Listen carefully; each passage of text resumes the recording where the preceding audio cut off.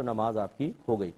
ایک یہ کہتے ہیں کہ بعض اوقات ہمارے گھر میں کوئی رشتہ دار ہوتے ہیں، وہ آ کر 10 ماہ رہنا شروع کر دیتے ہیں اور جب کوئی ہماری طرف سے کوئی ناگواری کا اظہار ہوتا ہے تو وہ جواب میں کہتے ہیں کہ ہم تو اپنے نصیب کا کھا رہے ہیں، جو اللہ نے ہمارے لیے لکھا ہے، تمہارا کوئی کھا رہے ہیں۔ بہرحال یہ مجھے لگتا ہے کہ آپ نے فرضی مسئلہ بنایا ہے، میرا وجدان یہ کہتا ہے، لیکن چلے میں اس کا جواب آپ کو دے دیتا ہوں۔ پہلی بات تو یہ کہ اس طرح 10 ماہ کوئی بھی آ کے اسٹے نہیں کرتا ہے اور پھر اس پر یہ دلیل دینا ہم اپنے نصیب کا کھا رہے ہیں، بہت ہی مشکل ہوگا کہ کوئی ایسا کرتا ہے، لیکن یہ بالکل غلط طریقہ کار ہے۔ نبی کریم صلی اللہ علیہ وسلم نے مہمان کے لیے بھی فرمایا کہ 3 دن تک مہمانی ہے، یعنی اگر مہمان آ جائے 1 دن 2 دن 3 دن، اس کے بعد اس کو چلے جانا چاہیے، وہ میزبان پر بوجھ نہ بنے۔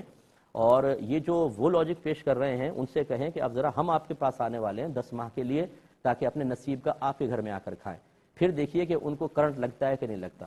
تو اگر کرنٹ نہ لگے تو آپ پہنچ ہی جائیں ایک دفعہ پریکٹیکل کرنے کے لیے، چھٹیوں میں بچوں کو لے جائیں، 2 مہینے تک یہ ٹھہر کر دیکھ لیں اپنے نصیب کا وہاں کھاتے ہوئے ان کو ناگواری ہوتی ہے کہ نہیں ہوتی۔ تو یہ بالکل غلط طریقہ کار ہے۔ اس طرح آ کے یعنی ایک بہن نے مجھے خود یہ فون کر کے کہا کہ ایک ہی روم ہے میرا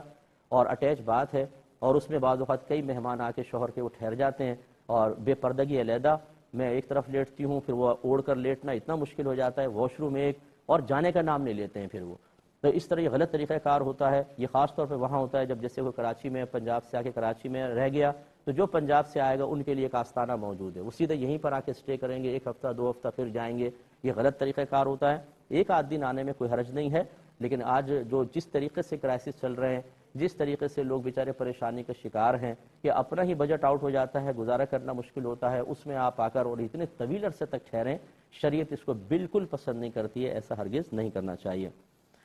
یہ کہتے ہیں کہ میرے شوہر جو ہیں وہ بچوں کے نام پہ تھوڑا تھوڑا جمع کرتے ہیں، تو سسرال والے کہتے